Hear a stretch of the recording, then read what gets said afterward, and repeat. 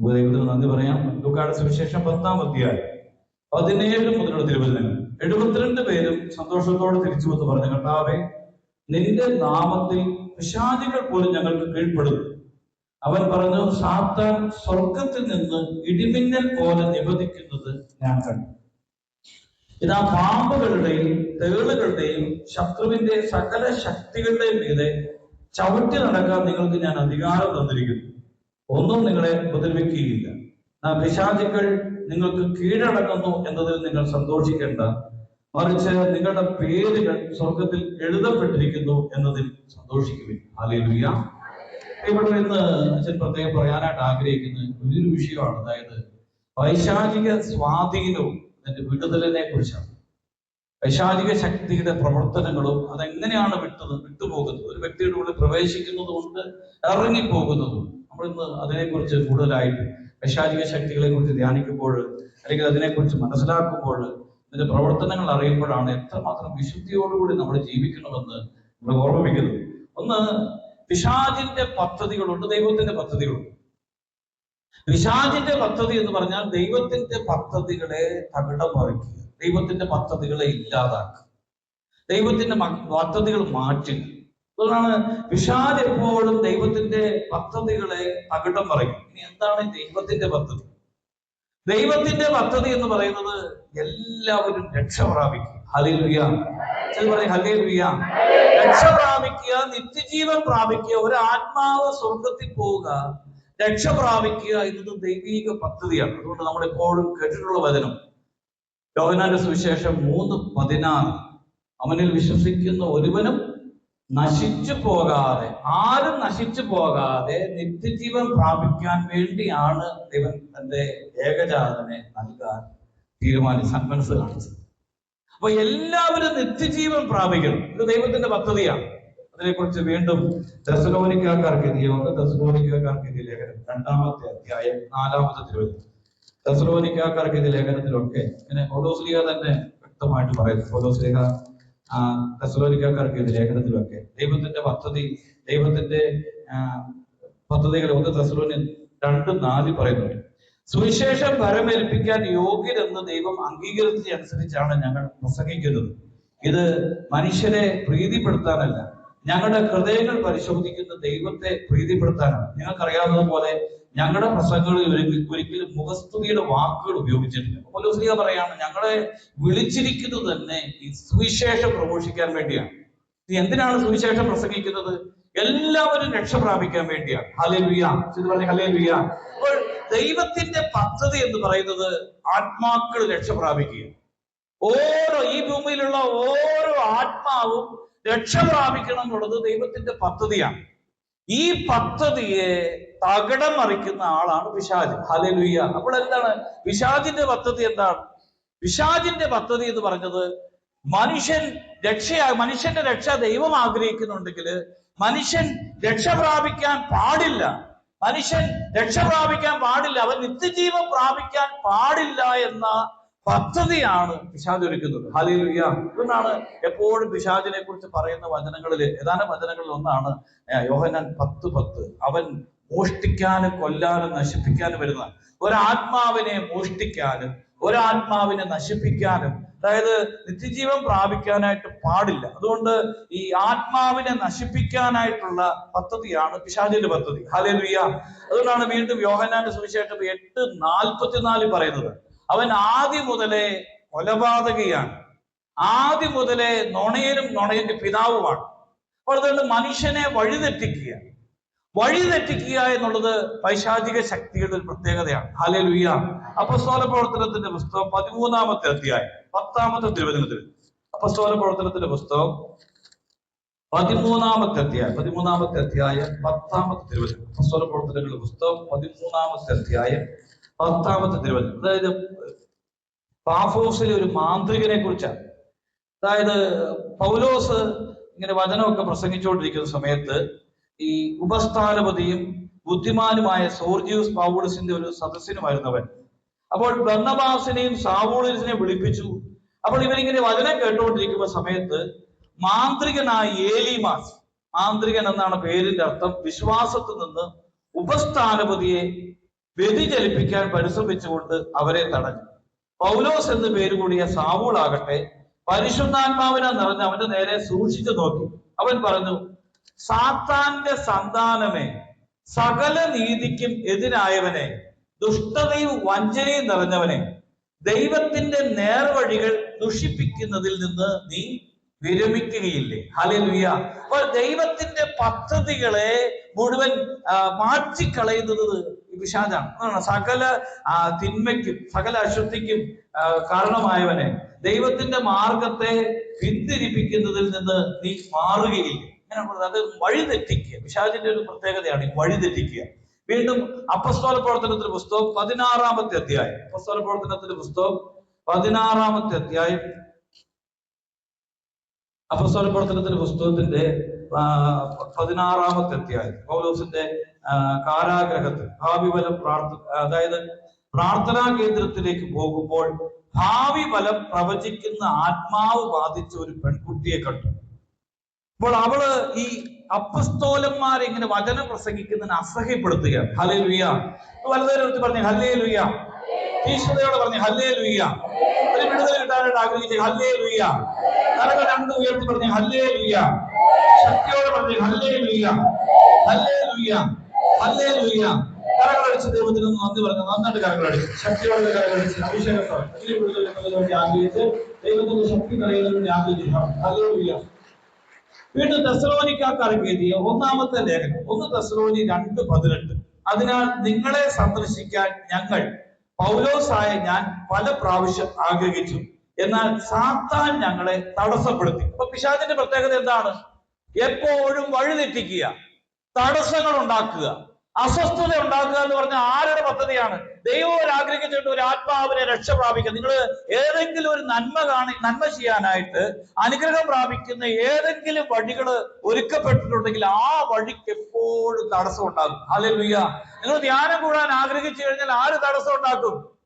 പിശാച് തടസ്സം ഉണ്ടാകും. നിങ്ങൾ നന്നായിട്ട് പ്രാർത്ഥിക്കാനായിട്ട് തീരുമാനമെടുത്തു, നല്ല തീഷ്ണതയോടെ പ്രാർത്ഥിക്കാൻ ആഗ്രഹിച്ചു കഴിഞ്ഞാൽ അന്ന് പിശാച് തടസ്സം ഉണ്ടാക്കും. എപ്പോൾ തടസ്സം ഉണ്ടാകുന്നുവോ ആത്മീയ മേഖലയിൽ അസ്വസ്ഥത ഉണ്ടാകുന്നുണ്ടോ അപ്പോൾ അതൊരു തിരിച്ചറിയേണ്ട ഒരു കാര്യമാണ്.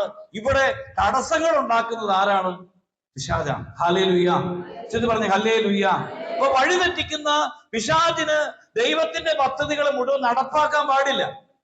ഒരാത്മാവ് രക്ഷപ്പെടുന്നതിന് ഏറ്റവും കൂടുതൽ അസൂയുള്ളത് ആരാണ്? നിങ്ങൾ സ്വർഗത്തിൽ പോകാൻ, നമ്മുടെ രക്ഷ പ്രാപിക്കാൻ, നമ്മുടെ ആത്മാവ് രക്ഷ പ്രാപിക്കാൻ ഏറ്റവും കൂടുതൽ അസൂയ ഉണ്ടാകുന്നത് പിശാചിനാണ്. കാരണം ഒരാത്മാവ് വിശുദ്ധി പ്രാപിച്ച് ഈ ഭൂമിയിൽ നിന്ന് സ്വർഗത്തിലേക്ക് പോയാൽ ഏറ്റവും കൂടുതൽ അസൂയപ്പെടുന്നത് പിശാചാണ്. കാരണം എന്താ? പിശാചിന് സ്വർഗത്തിൽ സ്ഥാനം നഷ്ടപ്പെട്ടു. പിശാചിന് സ്വർഗത്തിൽ ഇടമില്ലാതായത് കൊണ്ട് ഈ ഭൂമിയിലുള്ള ഏതെങ്കിലും ഒരു മനുഷ്യൻ സ്വർഗത്തിൽ പോയാൽ വളരെയധികം അസ്വസ്ഥനാകും പിശാച്. അവനധികം അസൂയ ഉണ്ടാകും മനുഷ്യാത്മാക്കളോട്. ഹല്ലേലൂയ. ചെന്ന് പറഞ്ഞ ഹല്ലേലൂയ. പ്രിയപ്പെട്ട സഹോദരങ്ങളെ, ഇനി നമ്മൾ ചിന്തിക്കേണ്ടത് ഒരു വ്യക്തിയുടെ ഉള്ളിലേക്ക് പിശാച് കയറുന്നതും വിട്ടുപോകുന്നതും നമ്മൾ ധ്യാനിക്കേണ്ട പ്രധാനപ്പെട്ട ഒരു മേഖലയാണ്. ലൂക്കായുടെ സുവിശേഷം 22-ാമത്തെ അധ്യായം. ലൂക്കായുടെ സുവിശേഷം 22-ാമത്തെ അധ്യായം 1 മുതലുള്ള തിരുവചനങ്ങൾ. ലൂക്കായുടെ സുവിശേഷത്തിന്റെ 22-ാമത്തെ അധ്യായം. പെസഹ എന്ന് വിളിക്കപ്പെടുന്ന പുളിപ്പില്ലാത്ത അപ്പത്തിന്റെ തിരുനാൾ അടുത്തു. പുരോഹിതന്മാരും നിയമജ്ഞരും അവനെ എങ്ങനെ വധിക്കാമെന്ന് അന്വേഷിച്ചു കൊണ്ടിരുന്നു. പക്ഷെ അവർ ജനങ്ങളെ ഭയപ്പെട്ടു. 12 പേരിൽ ഒരുവനും സ്കറിയോത്ത എന്ന് വിളിക്കപ്പെടുന്നവനുമായ യൂദാസിൽ സാത്താൻ പ്രവേശിച്ചു. ഹല്ലേലൂയ. എന്തായിരിക്കുന്ന? അതുവരെ ഈശോയുടെ ശിഷ്യനാണ്, വചനം കേട്ടുകൊണ്ടിരിക്കുന്ന ആളാണ്. അപ്പോൾ അവിടെ എഴുതി വെച്ചിരിക്കുന്ന ഒരു കാര്യമുണ്ട്. അതായത് ഈ യഹൂദര് ഈശോയെ എങ്ങനെയെങ്കിലും പിടിക്കാനായിട്ട് അവസരം ഇങ്ങനെ നോക്കിക്കൊണ്ടിരിക്കുകയാണ്. അവനെ ഈശോയെ പിടിക്കുവാനും ഈശോയെ വധിക്കാമെന്നൊക്കെ അന്വേഷിച്ചുകൊണ്ട് പല പദ്ധതികളും തയ്യാറാക്കുമ്പോൾ എന്താ എഴുതിയിരിക്കുന്നത്? പിശാച് ഈ യൂദാസ് കറിയാത്തയുടെ ഉള്ളിലേക്ക് അവൻ പ്രവേശിച്ചു. ഹല്ലേലൂയ. പിന്നെ അവന്റെ ഉള്ളിൽ നിന്ന് പറയുന്നത് ആരാണ്? അങ്ങനെയാണെങ്കിൽ ഒരു വ്യക്തിയുടെ ഉള്ളിൽ പിശാച് പ്രവേശിച്ചു കഴിഞ്ഞാൽ പിന്നെ അവന്റെ ഉള്ളിൽ നിന്ന് കേൾക്കുന്ന സ്വരം ആരുടേതാണ്? അപ്പൊ നമ്മൾ ചിന്തിച്ചു നോക്കിയേ, നമ്മുടെ ഉള്ളിൽ നിന്ന് പറയുന്ന സ്വരം ദൈവത്തിന്റെ സ്വരമാണോ പിശാചിന്റെ സ്വരമാണോ എന്ന് തിരിച്ചറിയാനായിട്ട് നമുക്ക് കഴിഞ്ഞിട്ടുണ്ടോ? ഹല്ലേലൂയ. ചെന്ന് പറഞ്ഞ ഹല്ലേലൂയ. വീണ്ടും വലിയ ഒരു 1 സാമുവേലിന്റെ പുസ്തകം 16-ാമത്തെ അധ്യായം. സാമുവേലിന്റെ 1-ാമത്തെ പുസ്തകം, 1 സാമുവേലിന്റെ പുസ്തകം,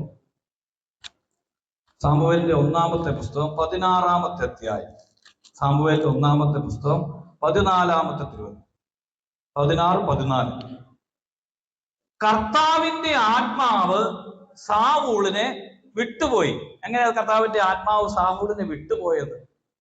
സാവൂളിന്റെ ഉള്ളിലേക്ക് വെറുപ്പ്, അസൂയ, പാപത്തിലൂടെയാണ് പിശാച് പ്രവേശിക്കുന്നത്. അപ്പോൾ പിശാച് പ്രവേശിച്ചതോടുകൂടി ദൈവത്തിന്റെ പരിശുദ്ധാത്മാവ് പിന്നെ സംസാരിക്കുന്നില്ല. എഴുതിയിരിക്കുന്നുണ്ടോ? അവിടുന്ന് അയച്ച ഒരു ദുരാത്മാവ് അവനെ പീഡിപ്പിച്ചു. സാവൂളിന്റെ ഭൃത്യന്മാർ അവനോട് പറഞ്ഞു, ദൈവം അയച്ച ഒരു ദുരാത്മാവ് അങ്ങേ പീഡിപ്പിക്കുന്നു. ഹല്ലേലൂയ. ഈ ഭൃത്യന്മാർക്ക് ഇങ്ങനെ തോന്നാൻ കാരണം എന്താ? ഭൃത്യന്മാർക്ക് ഇങ്ങനെ തോന്നാൻ കാരണം എപ്പോഴും ഇങ്ങനെ ഈ പിച്ചും പയ്യും പറഞ്ഞുകൊണ്ടിരിക്കുകയാണ്. എല്ലാവരെയും കൊല്ലണം എന്നുള്ള ചിന്തയോടുകൂടി പെരുമാറുകയാണ്, ഉപദ്രവിക്കാനായിട്ട് പരിശ്രമിക്കുക. വീണ്ടും എഴുതിയിരിക്കുകയാണ് 16-ാം അധ്യായം 23-ാമത്തെ തിരുവചനം. ദൈവം അയച്ച ദുരാത്മാവ് സാവൂളിൽ പ്രവേശിക്കുമ്പോഴൊക്കെ ദാവീദ് കിന്നരം വായിക്കും, അതുവഴി അവന് ആശ്വാസവും സുഖവും ലഭിക്കും. ഉണ്ടോ?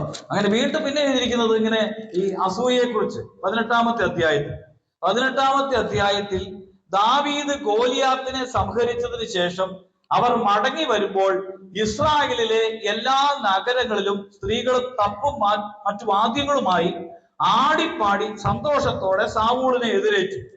അവർ സന്തോഷം കൊണ്ട് മതിമറന്നു. അവർ പാട്ടുപാടി. സാവൂൾ 1000 കൊന്നു, ദാവീദ് 10,000. ഇത് സാവൂളിന് ഇഷ്ടപ്പെട്ടില്ല.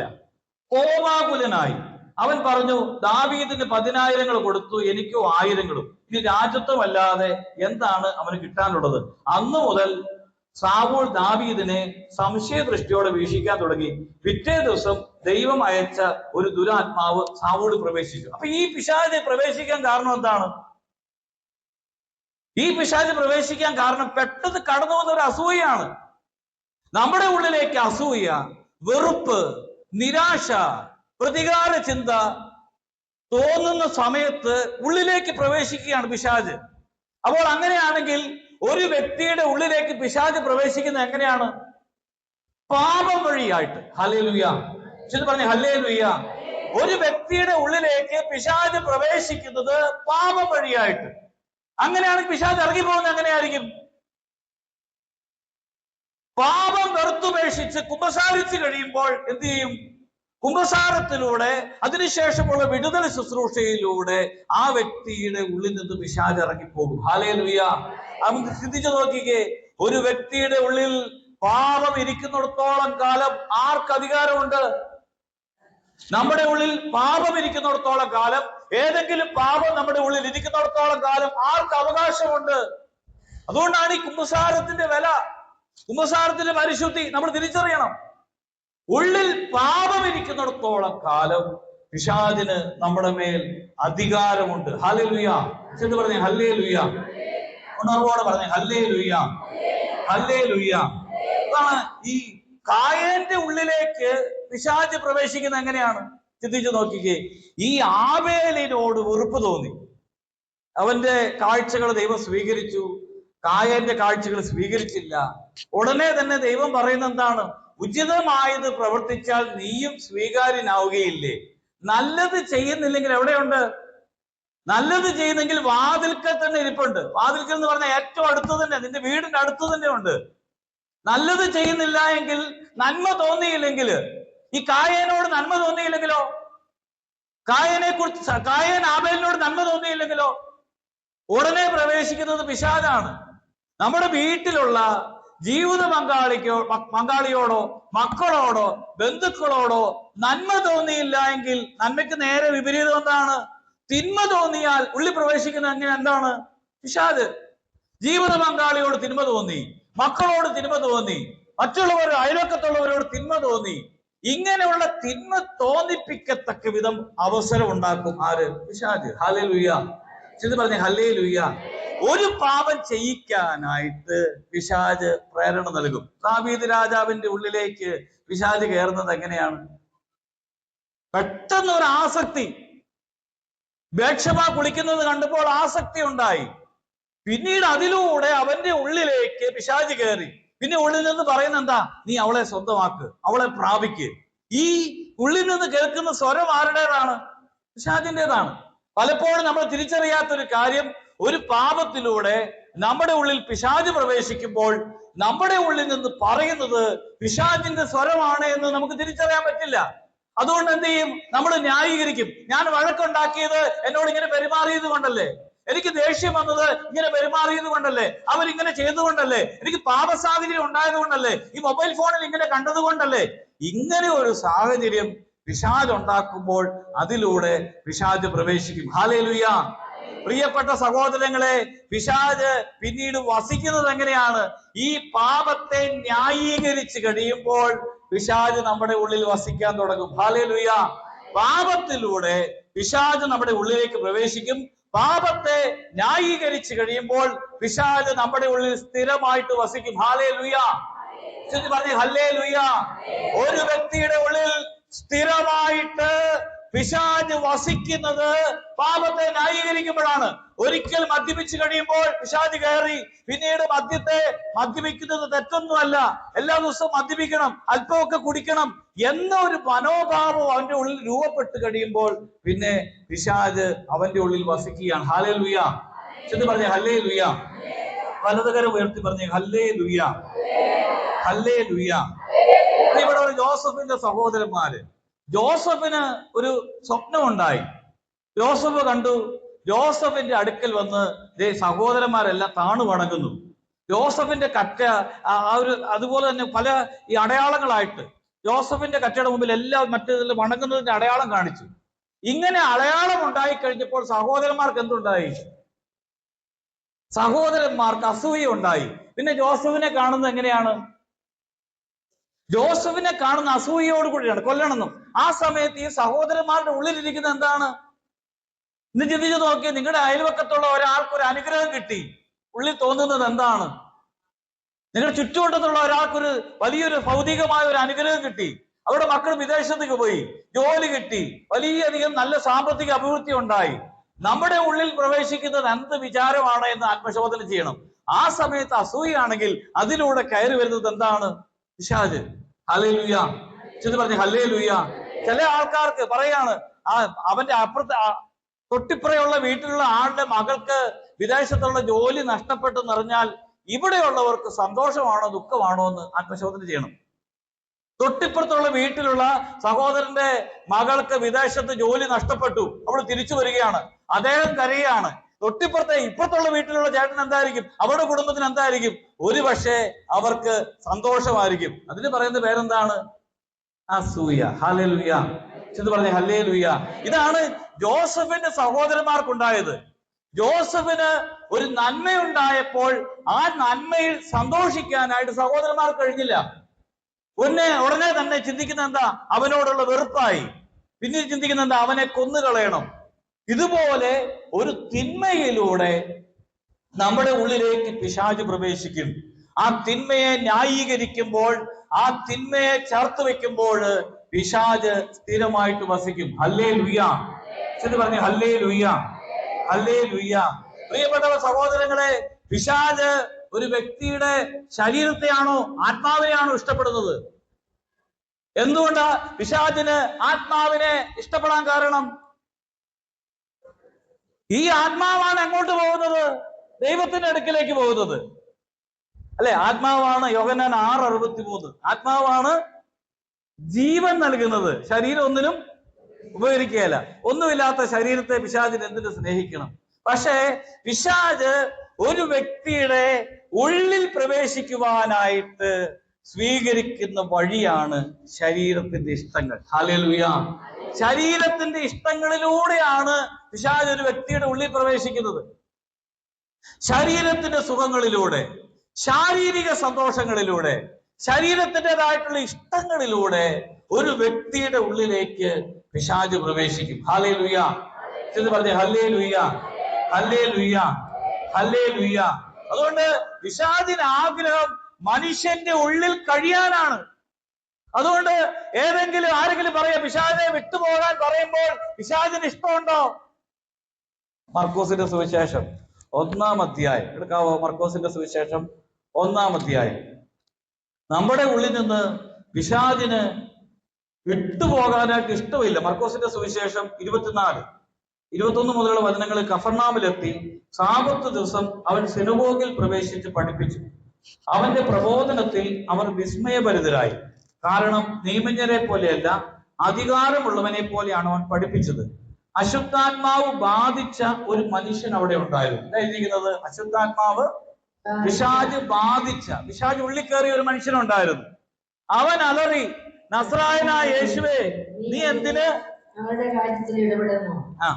ഞങ്ങളെ പിശാച് കടന്ന് ഈശോയോട് അലറുവാണ്. എന്തിനാണ് ഞങ്ങളെ ഇവിടുന്ന് പുറത്താക്കുന്നത്? എന്തിനാണ് ഈ മനുഷ്യന്റെ ഉള്ളിൽ നിന്ന്, ഈ വ്യക്തിയുടെ ഉള്ളിൽ നിന്ന് ഞങ്ങളെ പുറത്താക്കുന്നത്? ഉള്ളിൽ നിന്ന്, നമ്മുടെ ഉള്ളിൽ നിന്ന് പിശാചിന് പുറത്തു പോകാൻ ഇഷ്ടമില്ല. അതുകൊണ്ടാണ് എഴുതിയിരിക്കുന്നത്, നീ എന്തിനാണ് ഞങ്ങളുടെ കാര്യത്തിൽ ഇടപെടുന്നത്? പിശാചിന്റെ നീ ആരാണെന്ന് എനിക്കറിയാം. ഈ പിശാചിന് ഈശോ വചനം പ്രസംഗിക്കുമ്പോൾ അറിയാം, ഇവൻ വചനം കേട്ട് കഴിഞ്ഞാൽ ആര് പുറത്തു പോകും? അപ്പൊ നിങ്ങൾ ഇവിടെ ഇരുന്ന് വചനം കേട്ട് കഴിയുമ്പോൾ പിശാചിനറിയാം, നിങ്ങൾ വചനം കേട്ട് കഴിഞ്ഞാൽ നിങ്ങളുടെ ഉള്ളിൽ ഇരിക്കുന്ന പിശാച് എന്ത് ചെയ്യും? പുറത്തു പോകും. അതുകൊണ്ട് പിശാച് എന്ത് ചെയ്യും? നിങ്ങളെ ഉറക്കിക്കളയും. ഹല്ലേലൂയ, ചെന്ന് പറഞ്ഞ ഹല്ലേലൂയ. അപ്പോൾ നിങ്ങൾ ഇവിടെ ഇരുന്ന് വചനം കേട്ട് കഴിയുമ്പോൾ, വചനം ഉള്ളിൽ കയറി കഴിഞ്ഞാൽ പിശാചിന് ഇരിക്കാൻ പറ്റുമോ? അതുകൊണ്ടാണ് ഈശോ വചനം അയച്ച് പിശാചുക്കളെ പുറത്താക്കി. വചനം അയച്ച് പിശാചുക്കളെ പുറത്താക്കി. അപ്പോൾ വചനം കേട്ട് കഴിഞ്ഞാൽ, വചനം കേൾക്കാനിരിക്കുമ്പോൾ എളിമയോടെ കേൾക്കണം. വചനം കേട്ടോണ്ടിരിക്കുമ്പോൾ അതുകൊണ്ടാണ് അസ്വസ്ഥത ഉണ്ടാകും. എവിടെ നിന്ന് ഇറങ്ങി പോയാൽ മതി. അതുകൊണ്ടാണ് ഈ മനുഷ്യന്റെ ഉള്ളിലിരിക്കുന്ന പിശാച് പറയുന്നത് ആരാണ്? ഈ മനുഷ്യനാണ്. ഈ പിശാച് ബാധിതനായ മനുഷ്യൻ സിനഗോഗിൽ നിന്ന് വിളിച്ചു പറയാണ്, നീ എന്തിനാണ് ഞങ്ങളുടെ കാര്യത്തിൽ ഇടപെടുന്നത്? ഞങ്ങളെ നശിപ്പിക്കാനാണ് വന്നിരിക്കുന്നത്. നീ ആരാണെന്ന് എനിക്കറിയാം, ദൈവത്തിന്റെ പരിശുദ്ധൻ. ഹല്ലേലൂയ. പിശാചിന് വ്യക്തമായിട്ട് അറിയാം ഈശോ ആരാണെന്ന്. ദൈവത്തിന്റെ പരിശുദ്ധനാണ്. അപ്പോൾ ഈശോ വചനം പറഞ്ഞു കഴിഞ്ഞാൽ പിശാച് ഇറങ്ങിപ്പോകുമെന്ന് പിശാചിനറിയാം. അതുകൊണ്ട് പിശാച് ഈശോയോട് പറഞ്ഞു, എന്തിനാണ് ഞങ്ങളെ ഈ മനുഷ്യന്റെ അകത്തുനിന്ന് പുറത്താക്കുന്നത്? അപ്പോൾ അതുകൊണ്ടാണ് ചില സമയത്ത് പറയും ചില ആൾക്കാർ, ചേട്ടാ മദ്യപിക്കുന്ന ചേട്ടാ, ധ്യാനത്തിനൊന്ന് പോയിക്കൂടെ? എന്തിനാണ് ഈ പരിപാടി? എന്തിനാണ് ധ്യാനം കൂടുന്നത്? അവരല്ല, അവരുടെ ഉള്ളിലിരിക്കുന്ന പിശാചിന് ആ വ്യക്തിയുടെ ഉള്ളിൽ നിന്ന് ഇറങ്ങിപ്പോകാൻ ആഗ്രഹമില്ലാത്തത് കൊണ്ട് പറയുന്നതാണ്. ഹല്ലേലൂയ, ചെന്ന് പറഞ്ഞേ ഹല്ലേലൂയ, ഹല്ലേലൂയ. വീണ്ടും നമുക്ക് കാണാം, അതായത് മർക്കോസിന്റെ സുവിശേഷം 5-ാം അധ്യായം 7-ാമത്തെ തിരുവചനം. മർക്കോസിന്റെ സുവിശേഷം 5-ാം അധ്യായം. ലഗ്യോൻ ആവേശിച്ച മനുഷ്യൻ, പലപ്പോഴും കാൽവിലങ്ങുകളാലും ചങ്ങലകളാലും ബന്ധിക്കപ്പെട്ടിരിക്കുന്ന മനുഷ്യൻ ഈശോയെ കണ്ട്, അകലെ വെച്ച് തന്നെ അവൻ കണ്ടു. അകലെ വെച്ച് തന്നെ അവൻ യേശുവിനെ കണ്ട് ഓടി വന്ന് പ്രണമിച്ചു, അല്ലെ, കുമ്പിട്ടിട്ട് പറയുന്ന കാര്യം എന്താണ്? ദൂരെ നിന്ന് ഈശോ കാണുമ്പോൾ ഏറ്റവും ആദ്യം സ്നേഹത്തോടെ ഓടി വന്ന് ഈശോയുടെ അടുത്ത് കുമ്പിട്ടത് ആരാണ്? ഹല്ലേലൂയ. ഓടി വന്ന് ഈശോ ദൂരെ നിന്ന് വന്ന ഉടനെ വളരെ സ്നേഹത്തോടെ ഓടി വന്ന് കുമ്പിട്ടിട്ട് ഒരു കാര്യം പറഞ്ഞു. എന്താ പറഞ്ഞത്? താഴ്മയോടെ പറഞ്ഞു. 5-ാം അധ്യായം 7-ാമത്തെ വചനം. നിലവിളിച്ചുകൊണ്ട് അവൻ പറഞ്ഞു, മഹോന്നതനായ ദൈവത്തിന്റെ പുത്രാ യേശുവേ, അങ്ങയുടെ കാര്യത്തിൽ എന്തിന് ഇടപെടുന്നു? കണ്ടോ എന്താ പറയുന്നത്? മഹോന്നതനായ ദൈവത്തിന്റെ പുത്ര യേശുവേ. എത്ര സ്നേഹത്തോടെ ഉള്ള വിളിയാണല്ലേ. മഹോന്നതനായ ദൈവത്തിന്റെ പുത്ര യേശുവേ, അങ്ങന്റെ കാര്യത്തിന് എന്തിനാണ് ഇടപെടുന്നത്? ദൈവത്തെ കൊണ്ട് ആണയിട്ട് ഞാൻ അങ്ങയോട് അപേക്ഷിക്കുന്നു, അങ്ങയെ പീഡിപ്പിക്കരുതേ. നിങ്ങൾ ചിന്തിച്ചു നോക്കുക, ഈ ലഗ്യോൻ ആവേശിച്ച മനുഷ്യൻ പിശാച് ബാധിതനായി മരിച്ചു കഴിഞ്ഞാൽ എങ്ങോട്ടാ പോകുന്നത്? പറഞ്ഞേ, എങ്ങോട്ടാ പോകുന്നത്? ഈ ലഗ്യോൻ ആവേശിച്ച, പലപ്പോഴും ശവക്കല്ലറയിലും കടക്കുകയും വസ്ത്രം പോലും ധരിക്കുകയില്ലാത്ത, മുറിപ്പെടുത്തുകയൊക്കെ ചെയ്യുന്ന ആള്, ഈ ആള് മരിച്ചാൽ എങ്ങോട്ടാ പോകുന്നത്? നരകത്തിലേക്ക്. അതുകൊണ്ട് പിശാച് ഈശോയോട് വന്നിട്ട് പറഞ്ഞു, നേരത്തെ അഡ്വാൻസ് ആയിട്ട് ഓടി അങ്ങോട്ട് ചെന്നിട്ട് പറഞ്ഞു, ദൈവം ഏത് എന്നെ ഇവന്റെ അകത്തുനിന്ന് പുറത്താക്കരുതേ. ഹല്ലേലൂയ. അവൻ പുറത്തു പോയി കഴിഞ്ഞാൽ സ്വർഗത്തിൽ പോകും. ഈ ലഗ്യോൻ ആവേശിച്ച മനുഷ്യൻ ഇതുകൊണ്ട് നിങ്ങളുടെ വീട്ടിലിരിക്കുന്ന ആരെങ്കിലും പൈശാചിക ബന്ധനത്തിലുണ്ടെങ്കിൽ, ജീവിത പങ്കാളി പാപത്തിന്റെ ബന്ധനത്തിലാണ്, മക്കള് പാപത്തിന്റെ ബന്ധനത്തിലാണ്, അവര് പറയും എന്തിനാ ഇനി പ്രാർത്ഥിക്കേണ്ടത്, ഇനി പള്ളി പോകേണ്ട കാര്യമൊന്നുമില്ല. അപ്പോഴും നിങ്ങളുടെ മനസ്സിൽ പറയണം, വിചാരിക്കണം, ഇവന്റെ ഉള്ളിൽ നിന്ന് പറയുന്നത് ഇവനല്ല, ഇവന്റെ ഉള്ളിലിരിക്കുന്ന പിശാചാണ്. ഹല്ലേലൂയ. എന്തിനു വേണ്ടിയാ? അവൻ സ്വർഗത്തിൽ പോകാൻ പാടില്ല, അവന്റെ ആത്മാവ് രക്ഷപ്പെടാൻ പാടില്ല. ഒരു വ്യക്തിയുടെ ആത്മാവ് രക്ഷപ്പെടാതിരിക്കാൻ അവന്റെ ഉള്ളിൽ നിന്ന് പിശാച് അവനോട് പറയും, നീ പ്രാർത്ഥിക്കണ്ട, നീ പള്ളിയിൽ പോകണ്ട, നീ ഉപവാസം എടുക്കണ്ട, നീ പരിത്യാഗം എടുക്കണ്ട, നീ പ്രാർത്ഥനാ ജീവിതം നയിക്കണ്ട. പരിശുദ്ധ അമ്മയോട് ചേർന്ന് പ്രാർത്ഥിക്കാൻ. നന്മ നിറഞ്ഞ മറിയമേ സ്വസ്തി,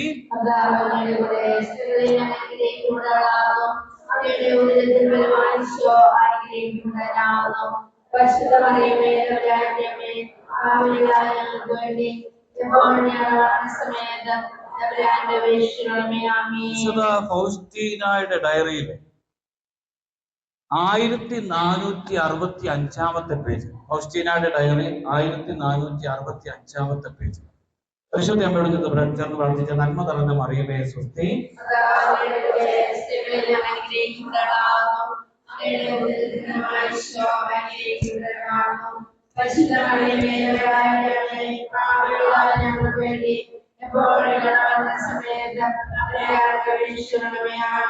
ആയിരത്തി 1465 പേജ്.